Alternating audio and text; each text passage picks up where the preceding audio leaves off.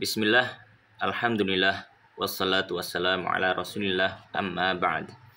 Kita melanjutkan pembahasan dari Haqibah Fiqh Siyam wa Asrarihi, seri pembahasan fikih puasa dan juga rahasianya dalam bentuk bagan atau tasjir yang ditulis oleh Syekh Asaduddin Al-Ayyubi hafizahullahu ta'ala, yang mana tasjir atau pembahasan ini sesuai dengan mazhab Al-Imam Asy-Syafi'i. Pembahasan kali ini kita memulai dari pembahasan Salatul Tarawih. Salatul Tarawih.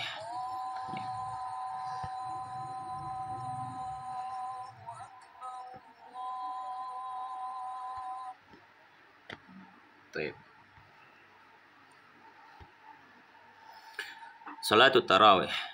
At-Tarawih berasal dari kata tarwihah. Tarwihah jamaknya adalah tarawih, yang maknanya adalah istirahah atau istirahat. Dinamakan salat tarawih karena dulu pada awal-awal pelaksanaannya salat tarawih dilaksanakan, dan di setiap 4 rakaatnya maka para jamaah dan juga imam istirahat karena saking panjangnya durasi mereka berdiri untuk salat. Dan salat tarawih ini adalah termasuk salah satu sunnah yang sangat ditekankan ketika orang menjalankan ibadah puasa di bulan Ramadan, di mana Nabi Shallallahu Alaihi Wasallam menyampaikan dalam hadis yang sahih, man qama ramadhana imanan wahtisaban ghufira lahu ma taqaddama min dzanbihi. Siapa yang berdiri di bulan Ramadan, maksudnya berdiri untuk sholat tarawih di bulan Ramadan karena iman dan mengharap pahala, maka dia akan diampuni dosa-dosa yang telah lalu. Maka di sini disebutkan salatul tarawih, di bawahnya takhtassu bi Ramadan. Dia hanya khusus dilakukan di bulan Ramadan. Dilakukan di bulan Ramadan salat tarawih. Maka di sini pembahasan salat tarawih terbagi menjadi 3 pokok bahasan. Yang pertama tentang hukumnya, yang kedua tentang waktunya, yang ketiga tentang jumlah rakaatnya. Maka pembahasan yang pertama adalah hukmuha, hukum dari salat tarawih. Di bawahnya ditulis hukmuha sunnatun. Hukum salat tarawih adalah sunnah. Hukum salat tarawih adalah sunnah dan bukan satu kewajiban. Bahkan Nabi Shallallahu Alaihi Wasallam pernah salat di malam hari di bulan Ramadan, kemudian diikuti oleh beberapa jamaah, dan beliau melaksanakan sampai 3 hari atau 4 hari, kemudian beliau tidak melaksanakan lagi. Dan beliau ketika ditanya, maka beliau menyampaikan, aku khawatir apabila salat tarawih ini diwajibkan atas umatku. Dan hukum sholat tarawih adalah sunnah, dan watusannu di bawahnya ada pembahasan watusannu jama'atan, dan disunahkan pula dikerjakan secara berjamaah. Maka sholat tarawih disunnahkan dikerjakan secara berjamaah. Ya, berbeda halnya dengan sholat tahajud biasa. Kalau sholat tahajud biasa hukum berjamaah tidaklah sunnah tapi boleh saja. Namun untuk sholat tarawih maka hukumnya adalah disunnahkan. Hukumnya adalah disunnahkan.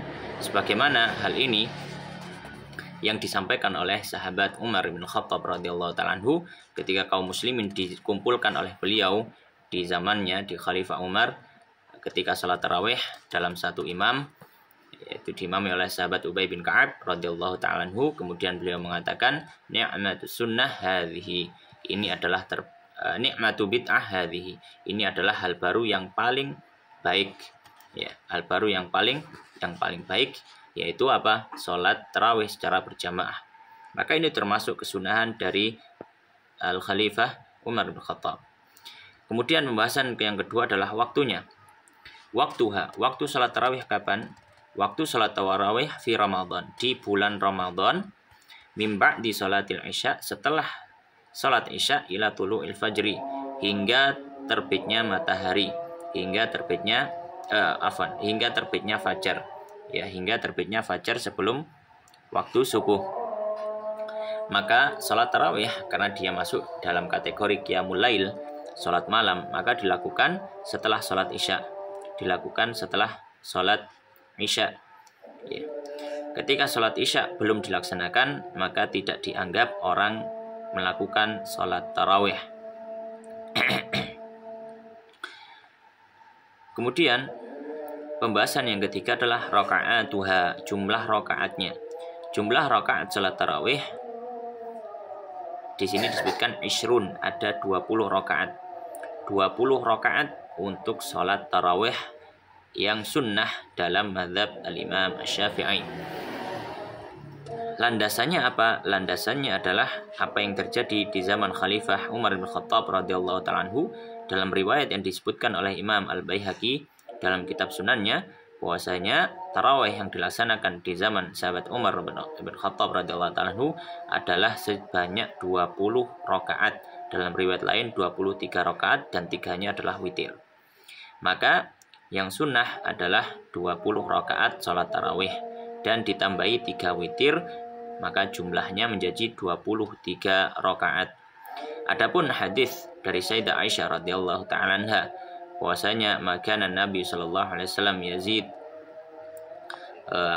fi Ramadan atau fi ghairi Ramadan ala 11 raka'atan, Nabi sallallahu alaihi wasallam tidaklah menambah lebih dari 11 rakaat, maka ini hadisnya muhtamal. Hadisnya muhtamal, bisa jadi ini bukanlah salat tarawih, tapi bisa jadi itu salat tahajud Nabi sallallahu alaihi wasallam sendiri, ya. Maka dalam mazhab Syafi'i yang dianjurkan adalah 20 rakaat. Dan bahkan beberapa ulama menulis risalah yang khusus tentang hal ini.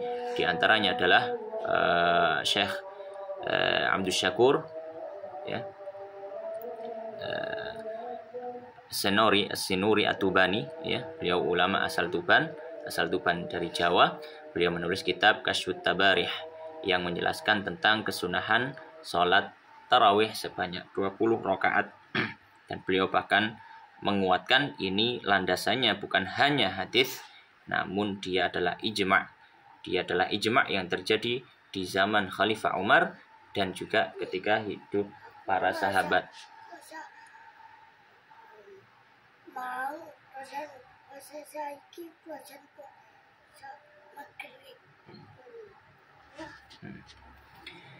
Baik.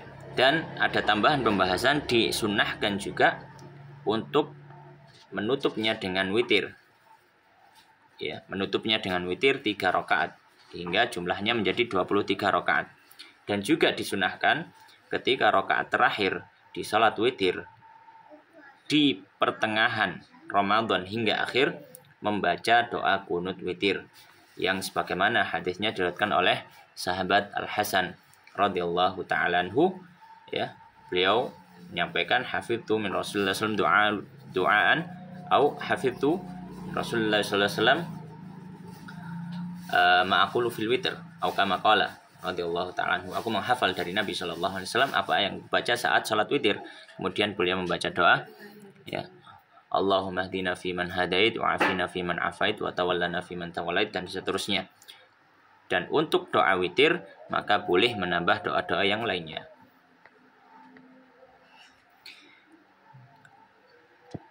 Pembahasan berikutnya adalah zakat al-fitr atau zakat fitrah.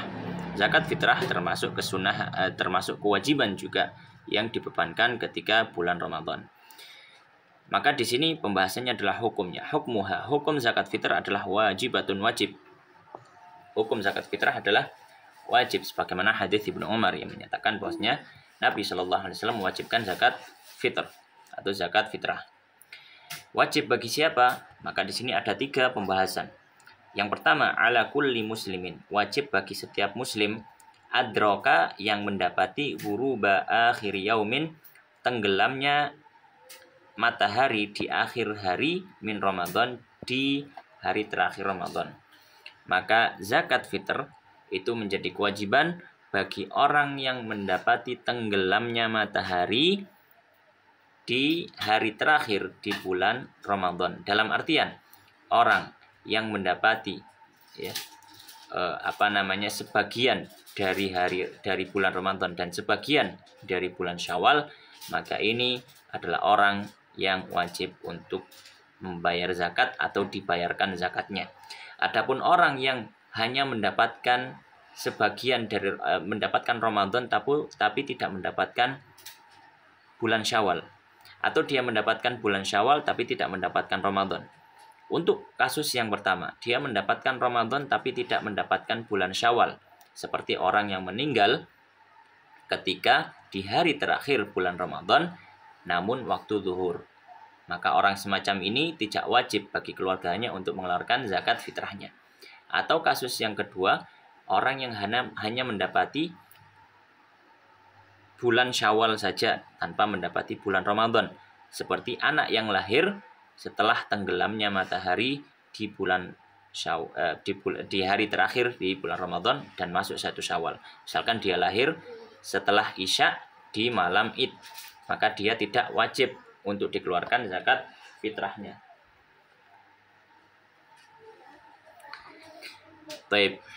Kemudian pembahasan yang kedua dari masalah kewajiban zakat fitrah disebutkan di sini ala, ya, zakat fitrah wajib ala atas man wajada, orang yang mendapati yaumul id, hari id, wa lailatahu, dan malamnya, so'an, 1 sa', fadilan, yang melebihi anqutihi, dari makanan atau dari kebutuhan pokoknya, wa quti ayalihi, dan kebutuhan pokok keluarganya, wa hawaijihil asliyah, dan kebutuhan-kebutuhan inti lainnya.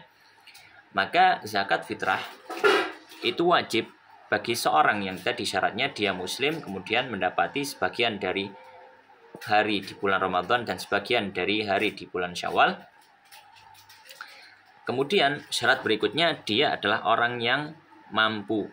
Kategori mampu dalam membayar zakat fitrah adalah ketika malam Id atau ketika itu dia mendapati kebutuhan pokok untuk hari Idnya dan malam Id sudah terpenuhi, maka ini sudah dianggap sebagai orang yang mampu dan wajib membayar zakat fitrah. Ya. Dan juga bukan hanya kewajiban pokok dirinya atau kebutuhan wajib dirinya, namun juga kebutuhan pokok dari keluarganya. Maka kalau misalkan ada orang ketika di malam Id atau di bulan Ramadan, di akhir bulan Ramadan, dia tidak mendapati atau dia kekurangan dari kebutuhan pokok keluarganya, maka tidak wajib baginya untuk membayar zakat fitrah.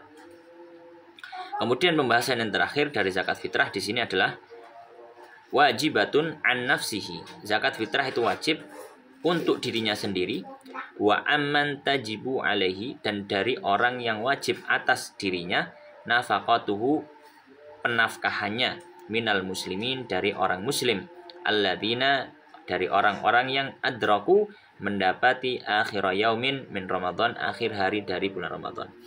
Maka zakat fitrah itu wajib bagi seseorang dan juga orang yang di bawah nafkahnya, dan juga orang yang di bawah nafkahnya, dengan syarat orang yang di bawah nafkahnya tadi adalah seorang muslim.